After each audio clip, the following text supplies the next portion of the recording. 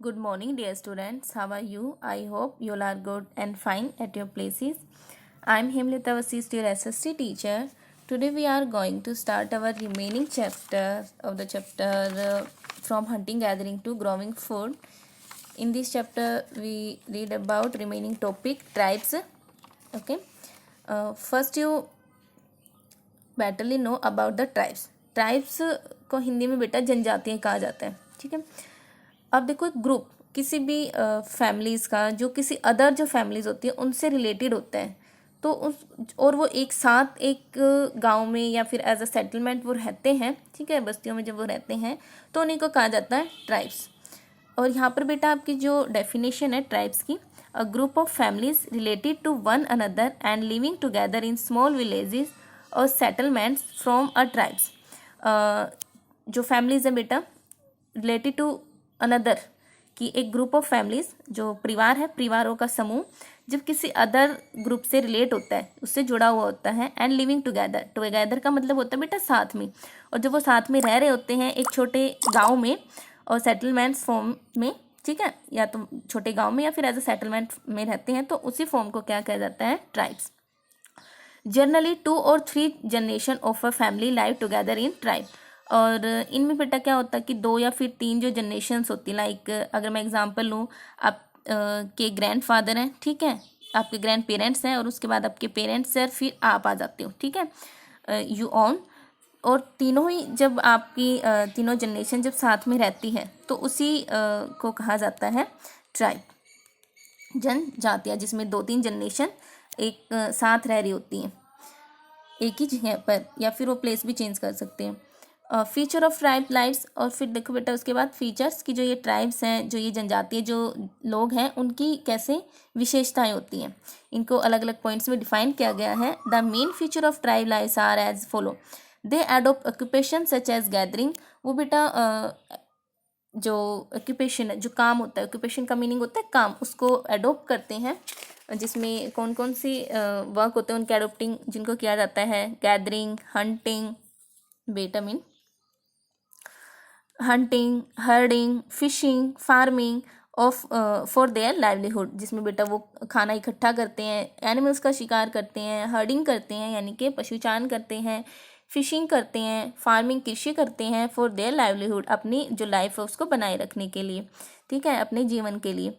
Agriculture work such as preparing the ground, sowing. और देखो बेटा एग्रीकल्चर जो वर्क है वो कैसे किया जाता है, उसमें सबसे पहले क्या करते हैं, जो ग्राउंड होता है, जो कोई भी प्लेस होता है उसको प्रिपेयर किया जाता है. फिर उसमें उसको बेटा साफ़ किया जाता है, या वहाँ पर अगर फॉरेस्ट है या फिर बहुत सारी जो ग्रास लैंड्स हैं तो घासों को काटा जाता है, उसकी सफाई की जाती है वहाँ से. तो ऐसे ग्राउंड को प्रिपेयर किया जाता है.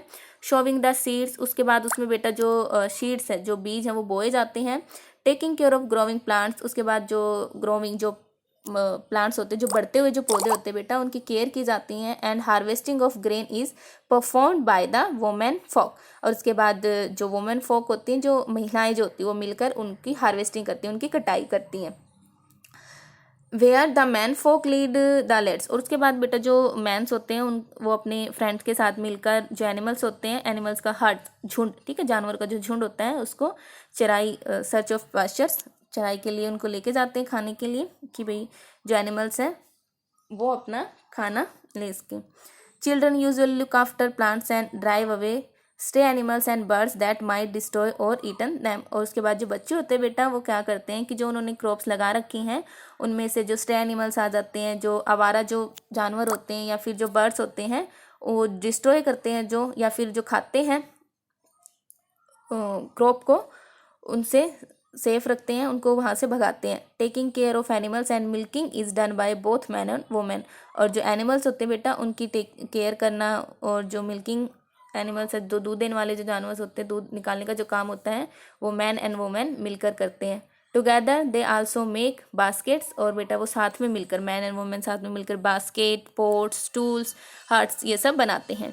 Both man and women participate in dancing, singing and decorating. और दोनों ही women and man singing and dancing, decorating their huts, अपनी जो झोपड़े होती हैं उनको डेकोरेट करने का काम मिलकर करते हैं.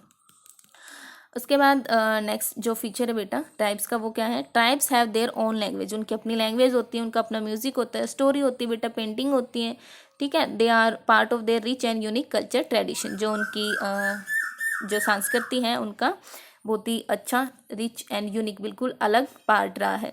इन addition they have their own gods and goddess, और इसमें इनके बेटा अपने खुद के भगवान होते हैं, ठीक है, देवी देवता होते हैं।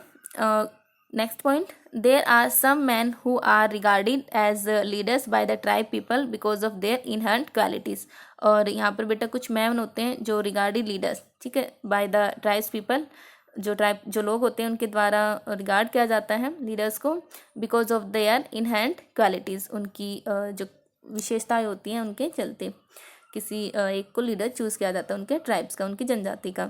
They could be old and experienced और प्रीस्ट और यंग ब्रेव वॉरियर, और उनमें कौन हो सकते हैं, एक्सपीरियंस्ड या फिर जो ओल्ड या फिर प्रीस्ट या फिर यंग ब्रेव जो बहादुर योद्धा होते हैं। Old women are respected for their wisdom and experience, और जो ओल्ड वुमेन्स होती है बेटा उनकी रिस्पेक्ट की जाती है उनकी विजडम से, उनकी एक्सपीरियंस से, उनके अनुभवों से। Next point, next and last point of the tribes जनजातियों का जो फीचर्स है बेटा उसमें, land, forest, grasslands, water and their uses are regarded as the wealth of the entire tribes, they are shared and used by all men together, और बेटा वहाँ पर लैंड, ग्रासलैंड, फॉरेस्ट, वाटर वो सभी यूज़ किए जाते हैं, ठीक है, as the wealth of the entire tribes, as a मतलब वेल्थ होता है धन, धन के रूप में, जिसमें वो सभी एक साथ मिलकर यूज़ करते हैं।